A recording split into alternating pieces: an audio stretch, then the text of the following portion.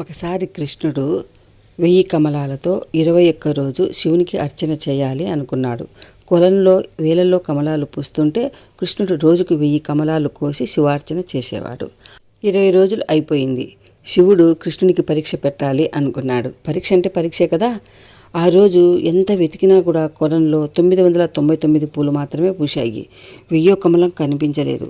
ఒక కమలం తక్కువైంది. ఎలా ఎలా అని కృష్ణుడు ఆలోచిస్తూ ఆయనకు గుర్తుకు వచ్చింది. అవును, అందరూ నన్ను కమలాక్షుడు కమలాక్షుడు అంటారు కదా, నా కళ్ళు కమలాలే కదా, ఒకటి ఇస్తే ఏమవుతుంది, నాకు ఇంకొకటి ఉంటుంది కదా అని చెప్పేసి బాణంతో కన్ను తీసి శివుని దగ్గర పెట్టాడు.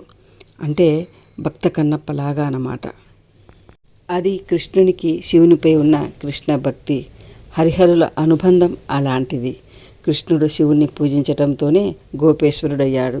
ఈ కార్తీక మాసంలో అందరికీ శుభాలు కలగాలని కోరుకుంటూ ఓం నమః శివాయ.